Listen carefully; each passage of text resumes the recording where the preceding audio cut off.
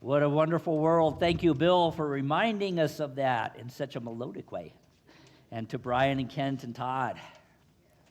We do live in a wonderful world. Even in here, the midst of winter, when the wind blows cold, we have reminders all around us of the wonderful world that we live in.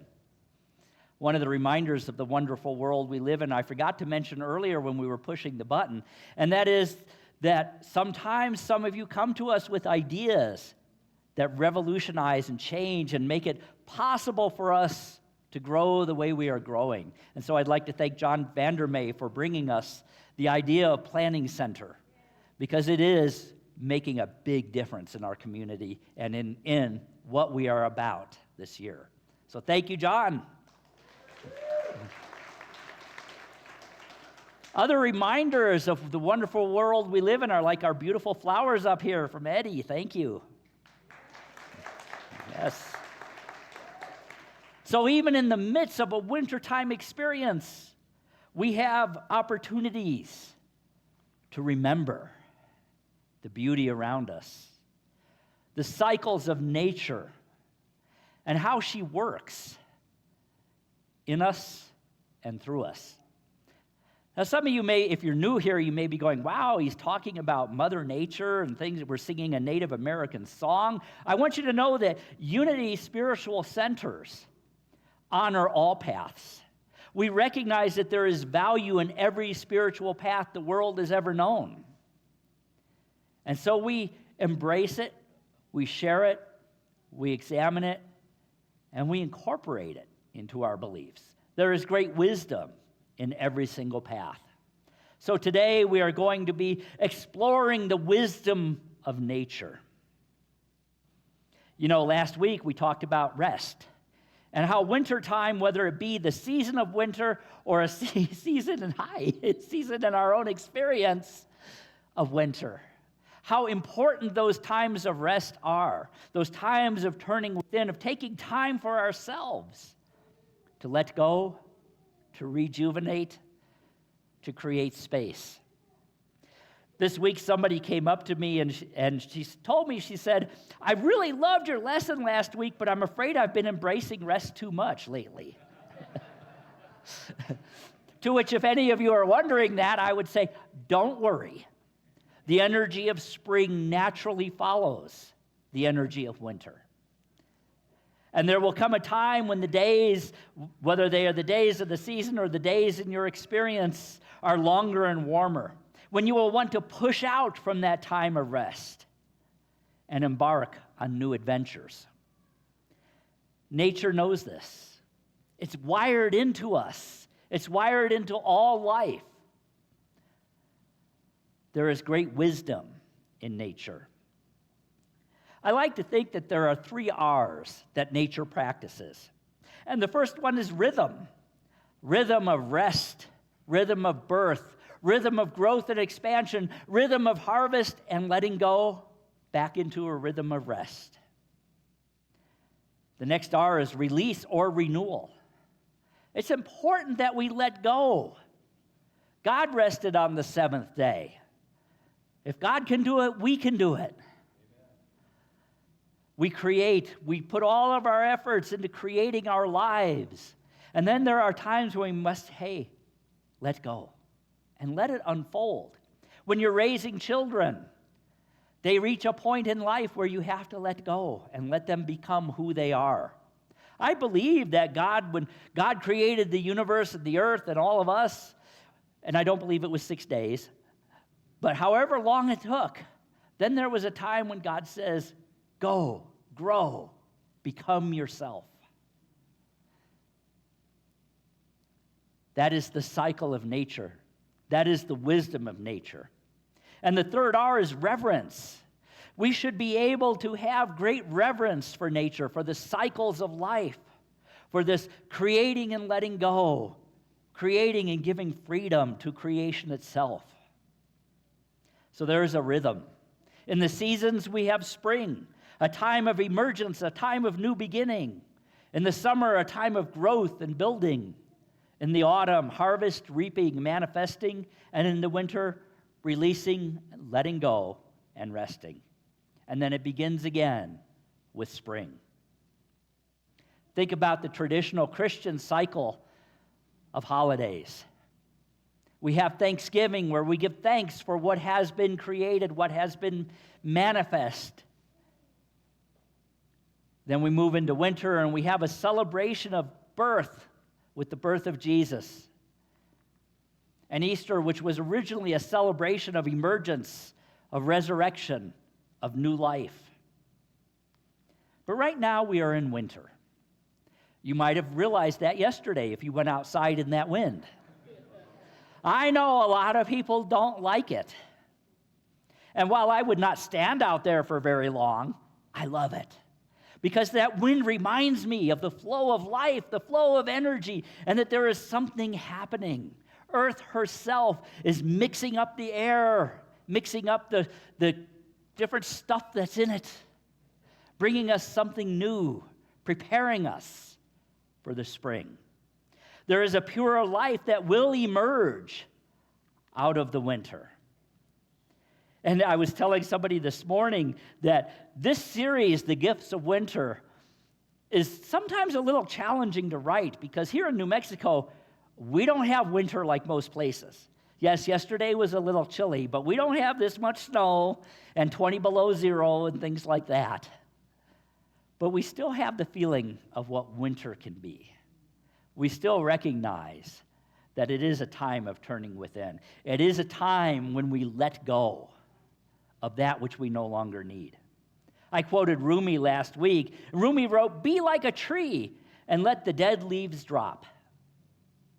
We have those things in our life that served us very well at one time, that nurtured us, that gave us life, that gave us beauty, that gave us strength, and now maybe they no longer serve us the same way they did. Paul touched on that when he said, "When I was a child, I thought like a child, I spoke like a child." But there is times to let that go, just as the trees let go of their leaves. So for us, winter is a time to drop some leaves, to let go of some old ideas, old beliefs, to look at what am I holding on to tightly that is holding me back? What is preventing me from showing up in my fullness? In Ecclesiastes, 2 weeks ago, we quoted this. There's a great passage that says, "For everything there is a season." For everything there is a season. That includes in your life as well in my life.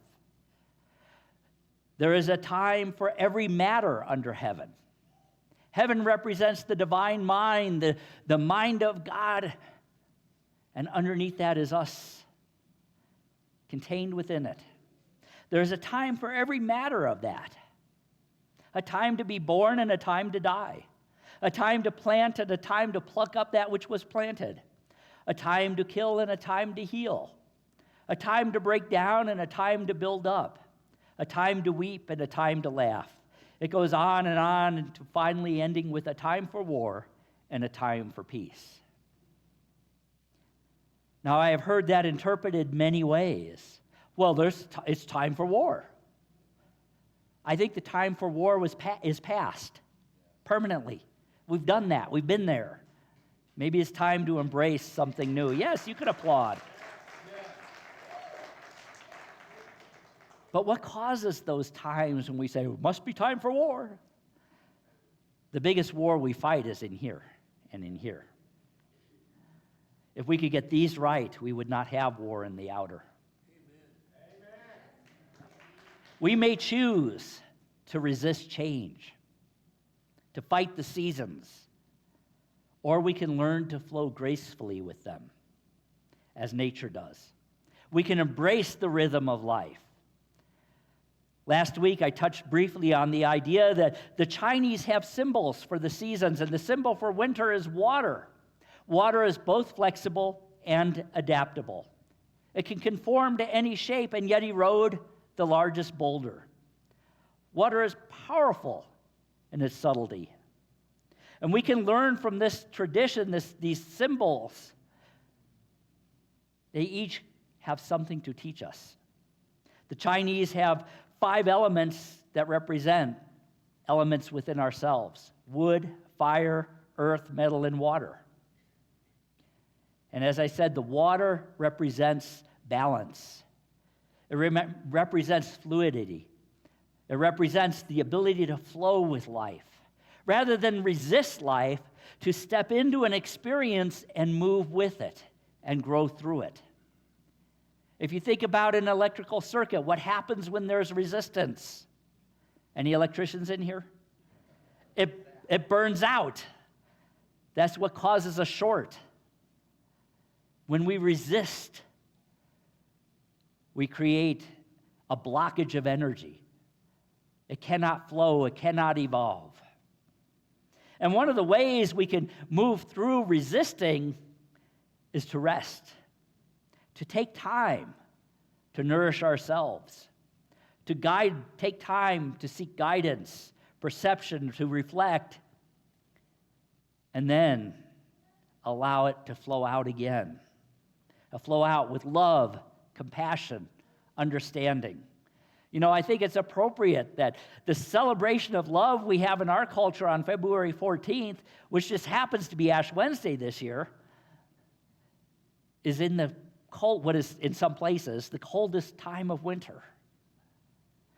Because even in the coldest times, there is always love. Now, we're doing something different. Ash Wednesday is not really a unity holiday.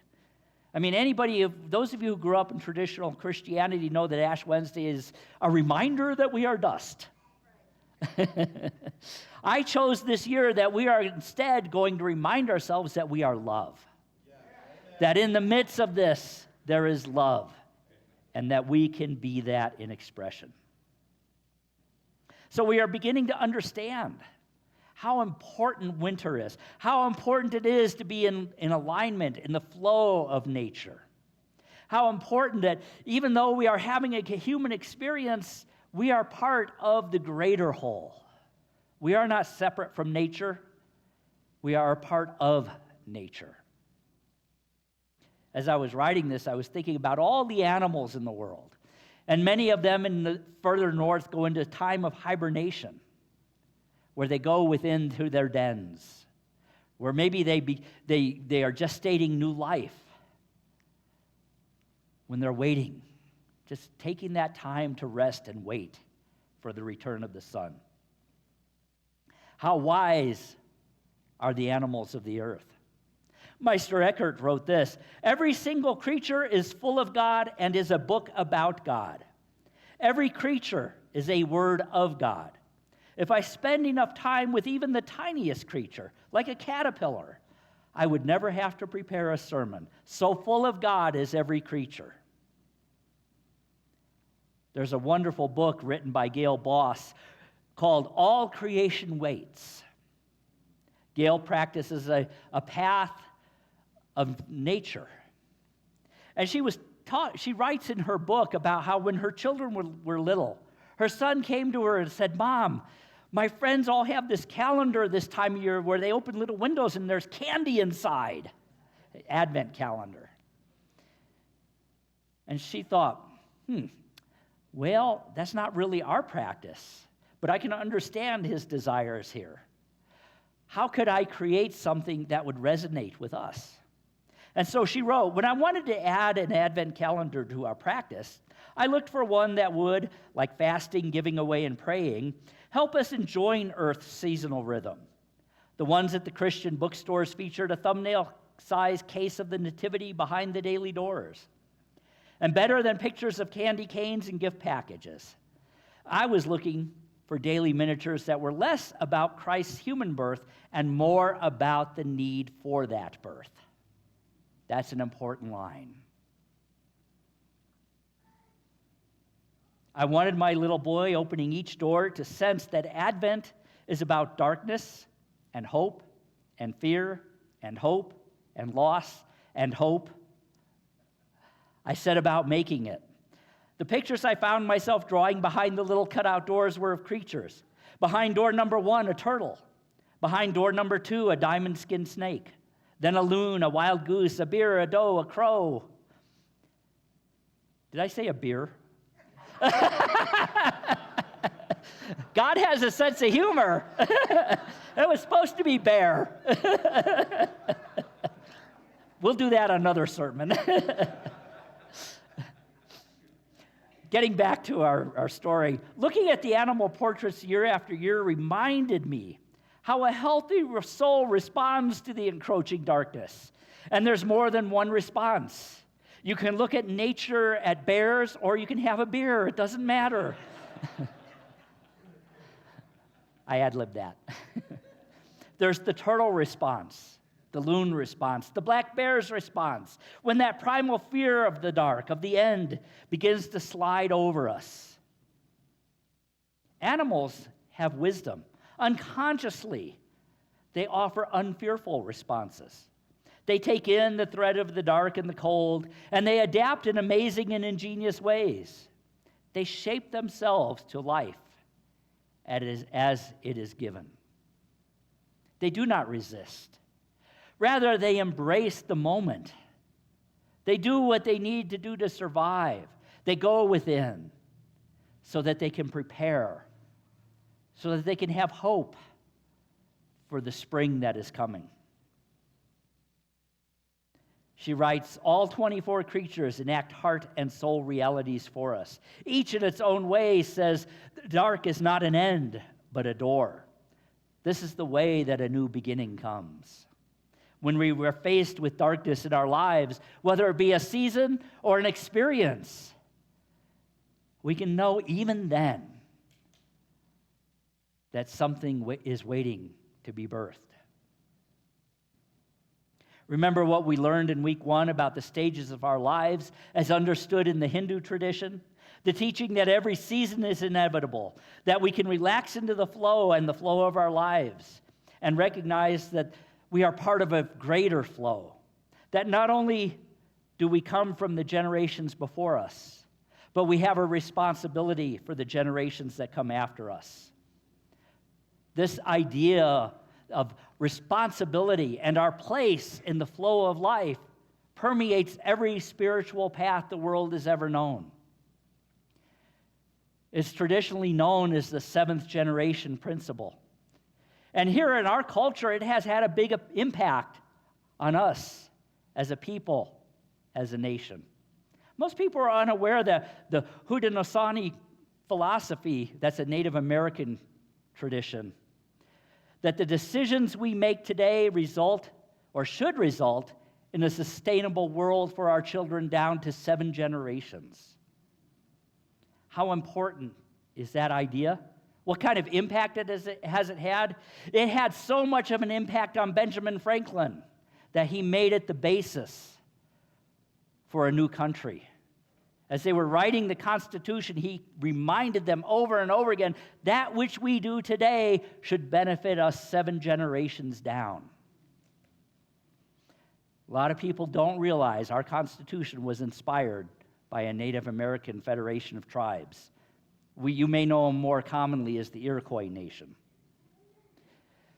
But it's also found even in the Bible.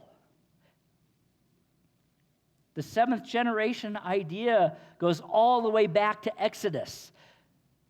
And in the modern Bible, it says the sins of the fathers are visited even unto the 7th, or 4th, or 6th, or 3rd, depending on which translation you're reading. But I'm going to go with the 7, is visited even unto the 7th generation. But what it originally said, before it was translated and retranslated and retranslated, it originally said the acts of the fathers are visited to the 7th generation.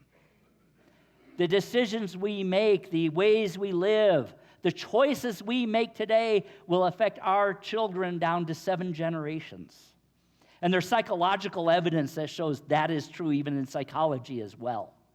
If a member of a family is suffering from addiction, it takes 7 generations for that to work out in that lineage. Now, we can accelerate that through prayer, meditation, spiritual practice. But if it's not touched, it takes 7 generations. The Bible says it. The Native American paths say it. The Upanishads talk about it. The Buddhist writings speak about it. African indigenous teachings teach it. How important is this? How important is it that we recognize our place in this now moment and recognize that we are part of a cycle of life? We are not apart from nature. We are a part of nature. 7's an important number. Jesus sent out the 70. There were 7 candlesticks in the temple. The number 7 shows up over and over and over again. It reminds us of our place, of our purpose. Just as the seasons remind us that we are about growth, expansion, rest, new growth, new expansion, the rhythm of life. When we understand that, we can fully embrace that third R, the reverence for life, for nature, for the creation of all that is, and reverence for one another, friends, community, and strangers. I'm going to close with a quote from Ralph Waldo Emerson. "Adopt the pace of nature. Practice her seasons, for her secret is patience, and her power is faith." Namaste.